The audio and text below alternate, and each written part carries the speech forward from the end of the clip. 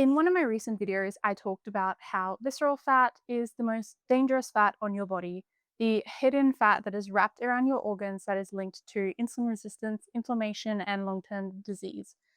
But today I'm going to talk to you about the tactics to target this kind of fat because while you can't spot reduce subcutaneous fat, you can target visceral fat, which only really resides in the belly.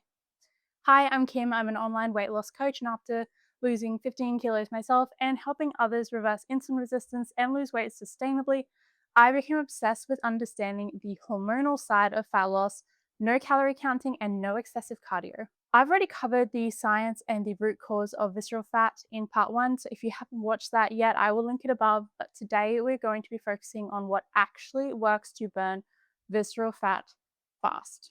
So, firstly, not all foods store fat in the same place, and this is going to change what you have to tackle first for visceral fat versus subcutaneous fat.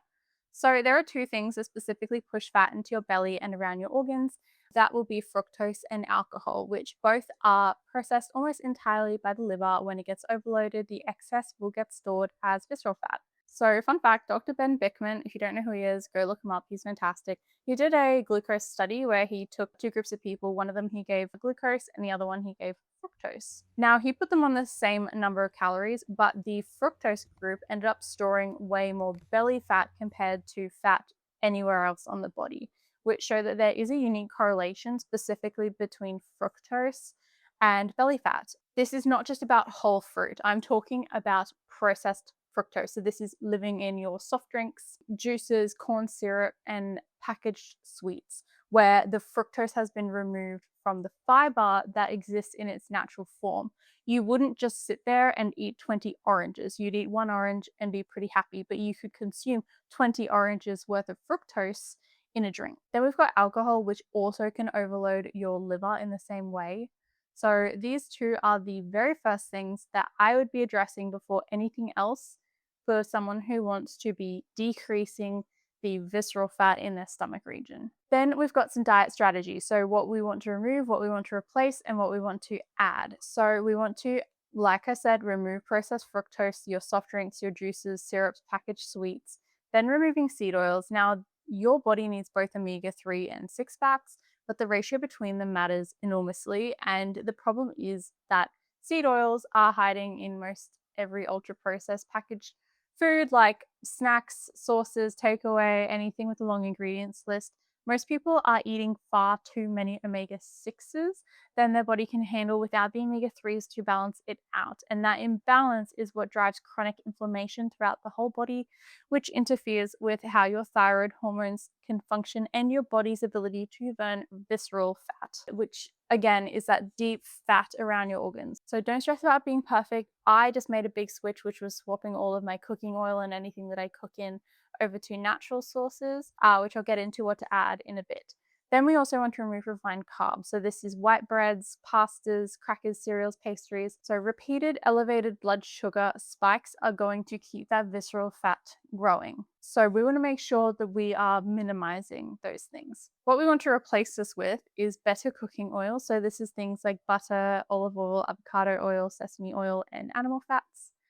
Then eat plenty of fatty fish, eggs, quality red meat that are going to naturally restore that omega-3 and omega-6 balance that I was talking about. Whole fruit instead of fruit juices, berries. I love berries. They're the gentlest option. They're packed with great fiber as well, antioxidants. Then I would use allulose as a sweetener. So allulose is quite unique. It actually seems to block fructose absorption based on a few studies, and it can trigger the same appetite hormone sort of suppression that Ozempic mimics. I use it in coffee and it works so well with caffeine. I love actually using it in my bulletproof coffee, and I end up having my hunger levels controlled pretty much all day if I start my day with a bulletproof coffee. Then we want slower digesting carbs, so things like your sweet potatoes, pumpkins, berries. And then you can also add in a resistance starch. So Dr. Nick Norwitz covered a study in Nature Metabolism. I'll link it below, and he goes way deeper into this video than I can here because this whole video is on this resistant starch. So the difference here in resistant starch versus normal starch is that resistant starch isn't fully digested. It travels down to the gut where the bacteria break it down. And what he was talking about in his video was a study where people had 40 grams of resistant starch per day for 8 weeks. And they had a measurable belly fat reduction on MRI scans, which was quite interesting. So the liver fat actually went down by up to 58% in some people. The wildest part about all of this is that they literally excreted more fat, as in pooped it out. The gut bacteria changed in a way that causes their body to just pass fat out rather than store it, which is incredible when you think about it. I would much rather just get rid of the fat that way than have it stored on my body. Resistant starch is found naturally in things like unripe green bananas, but you can create it by cooking and cooling rice, potato, or even sourdough. Now, it's really hard to hit the study dose at home because it was 40 grams, but it is worth adding some resistant starch where you can in your overall approach. Maybe just meal prepping a bunch of rice at the start of the week and then freezing it in like little bags and then reheat it when you're ready to go. And that should reduce the impact of the starch, what is it, by about 20 to 30%. And a side note as well is some people with gut sensitivities can react poorly to certain fibers. So berries are a great choice because they tend to be gentle on the gut. Then I want to just quickly cover off keto and carnivore to target visceral fat because both keto and carnivore have been shown to drastically reduce visceral fat. If you are wanting to get rid of that fat as quickly as possible, I would recommend dipping into either keto or carnivore, maybe for like a week or a month. If a month feels too long, you could try this carnivore fasting technique, which is being used by Dr. Minnie Pels, especially if you consume only high quality animal proteins and fats during your eating window. This is going to really keep that insulin low and prevent blood sugar spikes, making it easier to return to your fasted state. The idea behind this is that you do this for 5 days in a row, pairing this with an intermittent fasting length, such as 16-8. Or you can start off a fast, like a longer fast, maybe 36 hours, and then go into the 5 days. This is a really interesting blend of fasting plus carnivore, which will put you into ketosis and shed that excess fat, sometimes quicker than a 3-day fast. Some have noticed. Dr. Pels has also found that the gut is able to reset with this method, as many people can react to vegetables, like I just said, if their gut is currently dysregulated. So it helps them to heal their gut before reintroducing vegetables back in. And Dr. Pels also recommends having some bulletproof coffee, which I love, during your eating window to assist with ketosis and target that visceral fat. She is very lucky, although she has worked hard. She's got such a large audience to test this one on. I don't have the same luxury. However, I have just finished a 12-week build phase and I will be soon entering a cut phase. So I'm keen to try this one out along with my own metabolic method, which is my 6-week protocol to see how I go. And I might just do a little video and track my results trying this carnivore or keto fasting. Now let's talk a bit about exercise. So visceral fat is far more sensitive to adrenaline than regular fat, which is pretty interesting. So when adrenaline rises, the body will burn visceral fat first. And what raises adrenaline is exercise, caffeine, and cold exposure. Then we have got resistance training, where your muscle will absorb about 80% of your blood sugar after a meal. And the more muscle you have got, the better blood sugar control. I have noticed this in myself. I have been focusing so hard the last year on really building up muscle rather than losing fat because I went through that fat loss phase previously and then I was feeling a bit flat. The more muscle I put on, the more carbs I'm actually able to add into my diet, which really shocked me because for the longest time, I was that person that could look at a cupcake and gain weight, right? But now I'm able to go long stretches where I'm not 100% on my diet. Maybe I'm sick, and when I'm coming out of that sickness, I can't bear the look of meat. I went through this whole meat aversion thing for a while when I had gastro recently and haven't been necessarily eating the best and have not noticed any fat gain as a result of that. I personally will do 4 sessions of resistance training a week. So 3 of those are gym floor and one of them is Pilates. I pair that with a mix of I do ice skating and horse riding. So I'm pretty active, but just 2 to 3 sessions per week of big compound movements, squats, deadlifts, rows, presses. You do not need to destroy yourself in the gym. You don't even really need a personal trainer to write up a plan. There's plenty of free plans on YouTube, but you need to actually challenge that muscle. Then you could look to add in HIIT. So this is really going to increase that adrenaline that I was just talking about. This is where you're going like 20 to 30 seconds at maximum effort. That's either sprinting, or I really like the assault bike. I tried it the other day. It's bloody hard. And then 90 seconds of full rest, and then you repeat that for 6 or 7 rounds. I'm also a big fan of club cycles. So whenever I go through a cutting phase, I'll try and add one club cycle session in a week, because my gym specifically does these HIIT-based club cycle sessions. So you go through rounds of just slowly keeping pace, and then you'll ramp it up with the song. They line it up with whenever the bass drops, honestly, and then they slow it back down. And that whole time is about 30 minutes, and trust me, you are dead by the end of it. So the great thing about this is it has been shown to improve visceral fat and also improve blood sugar in 8 to 12 weeks. And just maybe 2 to 3 sessions per week is more than enough. You don't want to be overdoing it, and more HIIT is not better. It does drive hunger. But I will add a quick caveat with HIIT. If you are already dealing with stress or dealing with thyroid issues, just skip HIIT. I've got a whole video coming on thyroid health, and HIIT is not it for thyroid. High intensity on top of stress can also tend to make visceral fat worse. So if you are chronically stressed, you're having issues with your cortisol, stick to resistance training and walking instead. That's going to do plenty. And on walking, very underrated, but a post-meal walk can lower your blood sugar response, and use that food for fuel instead of storing it. I wore a continuous glucose monitor for a month over Christmas, testing different hacks, and walking was one of the best and free tools available. And adrenaline will rise gently during walking too. So that's just going to keep that fat burning ticking along. Now let's just talk a little bit about fasting, and this is just extending your fat burning window. So it's important to note that your body will naturally shift into fat burning once your insulin drops and stored glucose runs low. This happens about 12 hours after your last meal, and most people don't really get more than 12 hours, because within 30 minutes of waking, they're usually eating or they're up late snacking. A lot of it is just stretching that fat burning window on purpose. So here's a bit of a timeline. I'll pop the numbers up on the screen. I couldn't do the standing whiteboard today because I've actually just had a back procedure, so I'm sitting for the filming. But for the timeline, we've got 0 to 12 hours, your body is using glucose. And then for 12 to 16 hours, that's when your fat burning starts to kick in. And then 16 plus hours is when people notice that fat becomes the main fuel source. And some people even can start to generate ketones at this point, but some people can take longer. For 16-8, a practical way of doing this would be to stop eating at like 8 p.m. and then eat again at like midday the next day.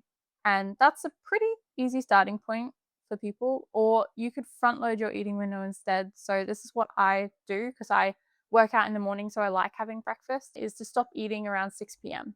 And in fact, eating with the sunlight has shown far better impact on visceral fat burning, because melatonin can make you more insulin resistant. And at the same time, melatonin can't quite rise if insulin is really high after you've just eaten. And melatonin is going to want to start rising when it gets dark outside. So for me, when I go into a cut, I usually do 2 meals a day. I do like a brunch and a dinner, and I just moved them forward. So I'd have my first meal around 9 or 10 a.m. and my last meal about 4 or 5 o'clock when I leave work. And then I just won't eat when I get home. By the time I get home, I work pretty far away from where I live. And by the time I get home, walk the dog, have a shower, I just want to hop in bed and go to sleep. It's worth noting that the more fat adapted you become, the easier fasting gets. Your body's going to just stop panicking when your blood sugar dips, especially if you eat a pretty low carb diet prior to fasting, or a diet where you're eating quality carbs instead of quantity. Now, there are 2 things that can help you burn more fat and make fasting a bit easier. These are a couple of advanced tactics that you can pair with fasting. So you can use a small amount of extra virgin olive oil during your fasting, because pure fats have almost zero impacts on insulin levels and therefore won't be breaking your fast compared to carbs or protein.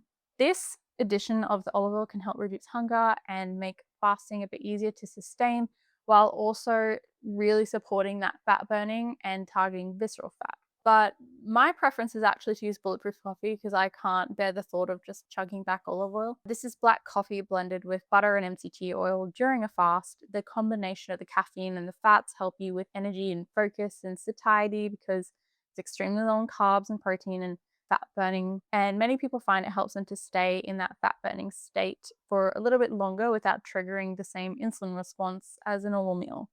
Plus, MCT oil is fantastic for assisting with ketone production.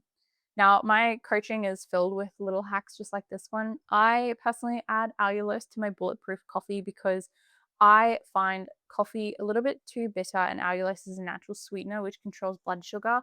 If you're fasting for autophagy, then your best bet is to just do a water fast. But if you're fasting for fat loss, then allulose, in my opinion, is fasting safe. And on belly fat specifically, the main goal with fasting is to keep insulin low for an extended period so that the body can start converting stubborn fat cells into more metabolically active fat that actually burns for energy. So, this is just one of the exciting benefits of combining the lower carb eating with fasting. And for women, I just want to make a note that fasting works best when it is matched with your cycle. Longer fasts are better tolerated in the first half of your cycle, and then avoid extended fasting in the week or two before your period. I personalize fasting protocols for clients and hormonal history, stress load, thyroid, all of that affects how your body responds. So don't just take my blanket information and apply that to your life. Then I want to talk about quickly sleep and stress. So cortisol can lead to a blood sugar spike, which can lead to insulin, which can lead to visceral fat. And on sleep, there was a 2010 study where two groups ate the same diet, the same calories, and the people who slept 5.5 hours lost far less fat and more muscle compared to those sleeping 8.5 hours. And that's with the same food. They got completely different results just based on their sleep. So, poor sleep is going to be raising cortisol, which spikes blood sugar without you eating a thing. And then insulin follows and fat gets stored. And every night, poor sleep also makes you hungrier and harder to satisfy. So I would say that the non-negotiables are 7 to 9 hours of consistent bedtime in a cool room, no screens before bed, no caffeine after 2 p.m., and some morning sunlight within 30 to 60 minutes of waking, just to set that circadian rhythm up for the next day. And on stress, most people don't know this, but visceral fat actually produces cortisol on its own. The loop here is that chronic stress builds visceral fat, and then that fat produces more cortisol, which builds more visceral fat. It unfortunately feeds itself. This is why you can eat perfectly, but not really shift belly fat if stress is unmanaged. The cortisol will raise your blood sugar the same way that food does. And I've noticed this when I go horse riding and I've worn a CGM. The cortisol and the adrenaline sends my baseline. So normally my baseline would be 3.8 to 4.2 on a CGM fasted when I wake up.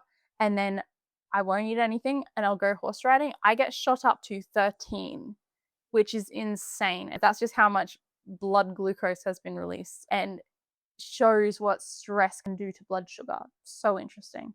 So, what actually lowers cortisol is your daily walking, especially outdoors, consistent sleep, morning sunlight, and slow, deep breathing. So, when I'm on the horse and I get a bit too stressed or my adrenaline goes up a bit too much, I literally will try and do like a box breathing or just really slow breathing that increases the vagus nerve.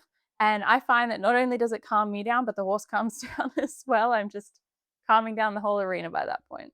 And if you're in a high stress season of life, then like I said before, skip the hit, prioritize walking, prioritize resistance training, and also recovery. So hopefully this is all starting to click, because visceral fat is very different to just losing normal body fat.